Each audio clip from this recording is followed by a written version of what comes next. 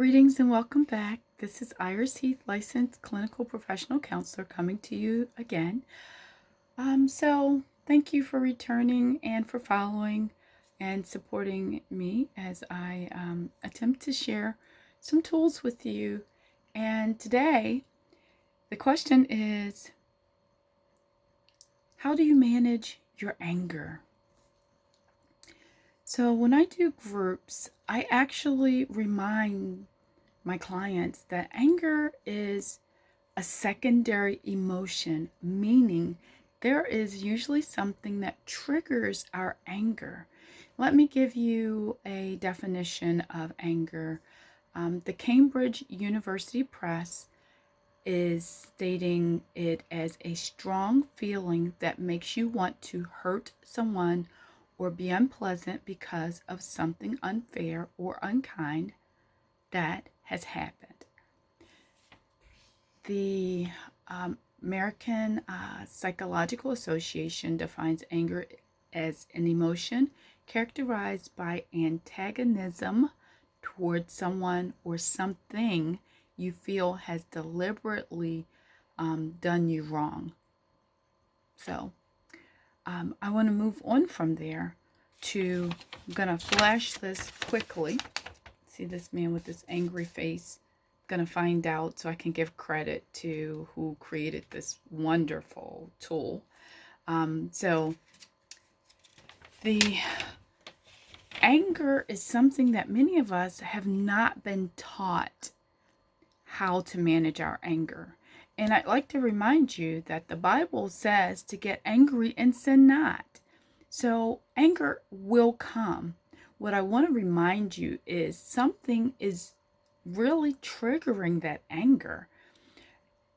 Meaning, I'm going to read off of this list. Shame. If you feel ashamed about something. Sadness. Sometimes people who are depressed are expressing an angry emotion, behavior. Fear, if something makes you afraid. Frustration. This is something many of us actually exhibit anger based on being frustrated about something that occurs, something someone says to us.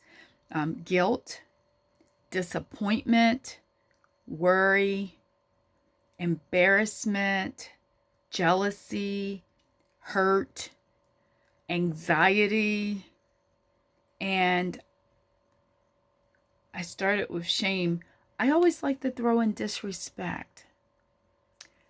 For some reason, when we feel disrespected, it can cause us to express ourselves in an angry manner.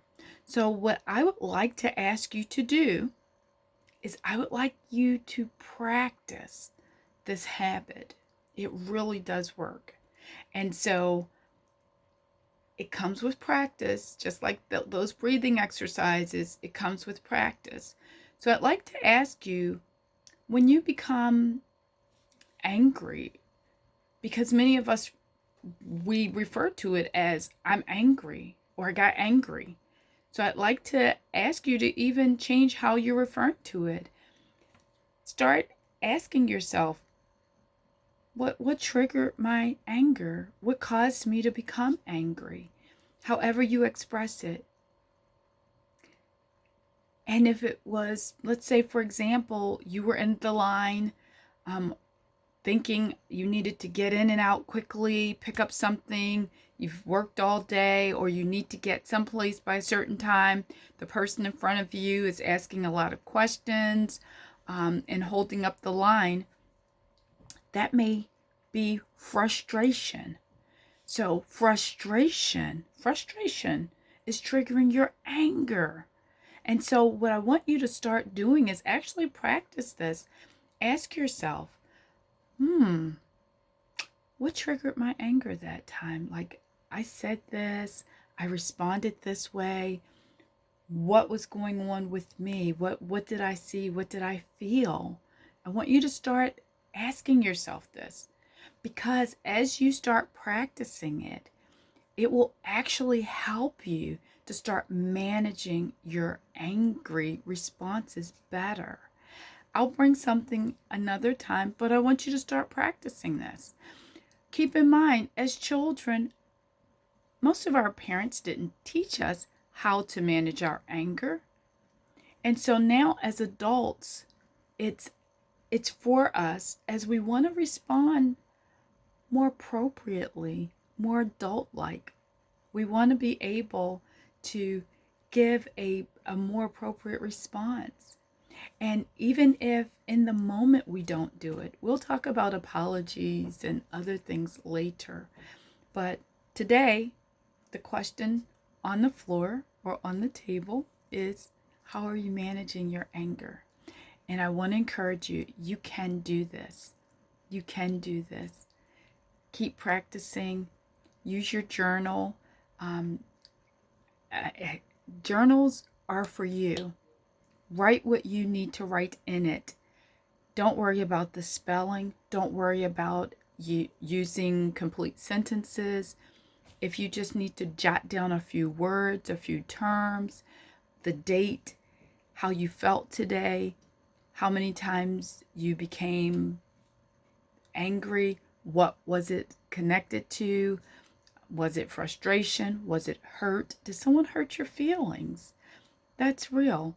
And yet, as we are able to identify and put words, put language to it, it helps us. It helps to empower us to move from that place and eventually move to a place of forgiveness, a place of peace.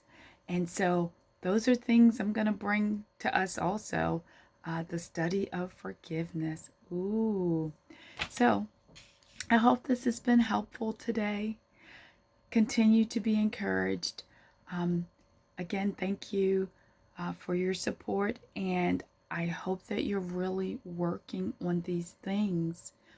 And don't overwhelm yourself.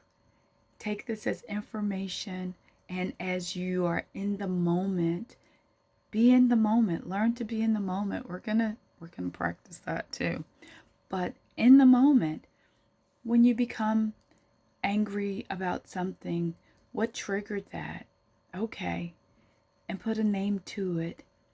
And that way, that's part of your work. And as you continue to practice that and see it, you'll be able to better manage it and better respond.